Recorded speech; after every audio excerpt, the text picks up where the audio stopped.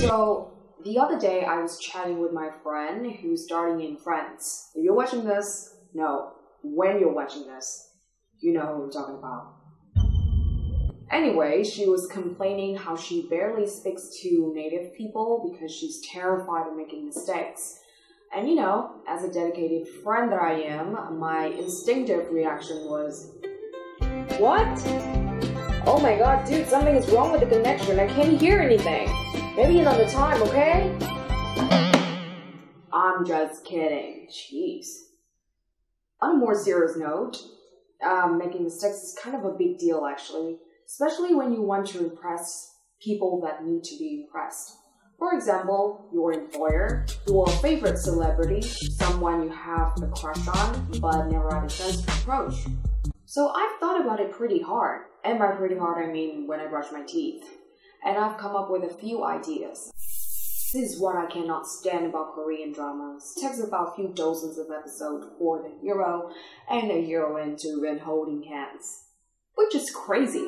In reality, probably half an episode is enough for them to get pregnant. Always better, in most cases, to go straight to the point rather than wasting your time wandering around, beating around the bush, because that leads to two things. Number one, we're most likely to ramble when we're confused, and that gives whoever you're talking to the satisfaction of knowing that they can fluster you with just a few simple words. Number two, the more you babble, the more you diffuse yourself away from the core topic.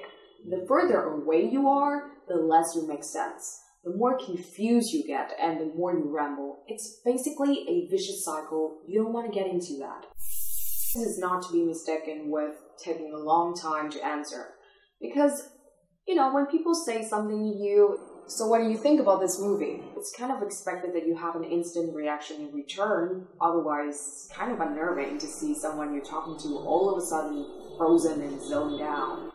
Some people might even think, oh my god, is she having a stroke? Which is kind of scary. I'm talking about the speed of speaking. When you can moderate your speaking speed, you gain more control over everything, really. Your pronunciation, your grammar. You can really avoid pesky little mistakes that are actually very commonly made. For example, S or no S, or you won't say things like, I don't mean no harm, which is acceptable in hip-hop English speaking, but not in more formal contexts. And you can also keep track on the subject you're addressing, which in referring back to the previous part about hitting the point is very important. Besides, when you have more control, you'll be more confident, and that's always a good thing, right? I know what you're thinking. Me, talking about keeping it simple. Yeah, right. I have to admit, even I am sometimes in awe of my own verbosity. You see what I just did? I totally could have said, I'm a very wordy person. But no, I used to do these sentence correcting exercises in which the sentences that are most obviously inaccurate are actually the longest. So it's better to keep things short and sweet in terms of structure. That doesn't mean that you cannot flaunt your English competence. You always find other ways to do that. You can incorporate some more advanced vocabulary, or you can add more verbs to give more ambience. For example, saying, I totally get it, and saying, I fully understand are identical in terms of structure, but they don't sound the same. Now, I know I've always encouraged you to stray from your comfort zone, but in situations where you need your English to be as flawless as possible, it's advised to stay within it. Use words and structures that you're familiar with. Don't use anything that you're not sure about the meaning or the pronunciation. And definitely be careful with slangs and idioms and catchphrases, because those are tricky. Don't use them unless you're 100% positive how to. I think it's no point to show off your skillfulness only to be corrected afterward. Nothing wrong with saying I don't know technically. It's a fail in terms of personality. Unless you're asked about a fact. For example, what is the element next to iron in the periodic table? Then I just say I don't know right away because I don't speak chemistry.